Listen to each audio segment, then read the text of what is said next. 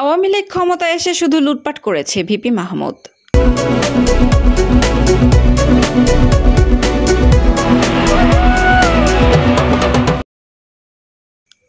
আসসালামু আলাইকুম। এডিপি বাংলার সংবাদে সবাইকে স্বাগত জানাচ্ছি। আমি সুমা আহমেদ। পিরোজপুর থেকে মোহাম্মদ কবির খানের পাঠানো তথ্যচিত্রে দেখুন বিস্তারিত। বিএনপি কেন্দ্রীয় নেতা ও ভান্ডারিয়া কলেজের সাবেক ভিপি মোহাম্মদ মাহমুদ হোসেন বলেছেন, আওয়ামী লীগে জোর করে ক্ষমতায় এসে শুধু লুটপাট করেছে, ভোটের অধিকার কেড়ে নিয়েছে, ভাগ্য উন্নয়নের নামে জনগণের ওপর হামলা মামলা করেছে ও নির্বিচারে গুম করে হত্যা করেছে এবং বিএনপি নেতাকর্মীদের আয়নাঘরে বন্দী করে রেখে অমানসিক নির্যাতন করেছে।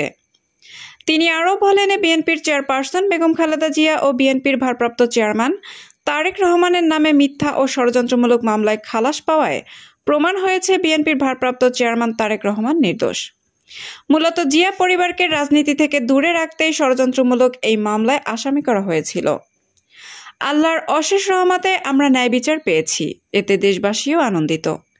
ইনশাল্লাহ অচিরেই তারেক রহমান বীরের বেশে দেশের মাটিতে ফিরে আসবেন। তিনি শুক্রবার সন্ধ্যায় পিরোজপুরের ভান্ডারিয়া উপজেলার নদমুলা শিয়ালকাঠি ইউনিয়নের দারুল হুদা বাজারে বিএনপি ঘোষিত ৩১ দফা বাস্তবায়নে এক পথসভা অনুষ্ঠিত হয়। বিএনপির আয়োজনে উক্ত পথসভায় প্রধান অতিথির বক্তব্যে ভিপি মাহমুদ হোসেন কথা বলেন। উপজেলা বিএনপির যুগ্ম আহ্বায়ক মোহাম্মদ শাখাওয়াত হোসেন, অত্র ইউনিয়নের বিএনপি নেতা মোহাম্মদ ফিরোজ তালুকদারের সভাপতিত্বে এতে আরও বক্তব্য রাখেন ভান্ডারিয়া উপজেলা বিএনপির সাবেক সাংগঠনিক সম্পাদক আলমগীর হোসেন, বিএনপি নেতা দেলোয়ার হোসেন প্রমুখ।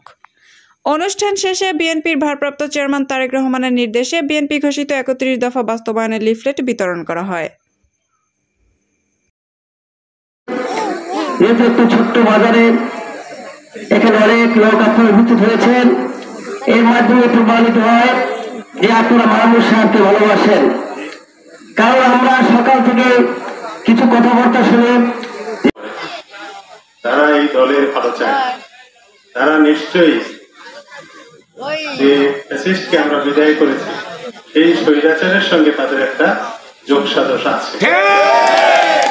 যদি যোগসাজশ না থাকতো তাহলে বিএনপি এবং জাতীয়তাবাদী দলের এবং জনাব তারেক রহমান সাহেবের ৩১ দফা প্রচারের জন্য বিশেষ নিয়ে এলাকায় এসেছে, বারে বারে তাদেরকে ফিরিয়ে দিয়েছে। কারণ তারা সমর্থন পায় না। কারণ এদেশের মানুষ জানে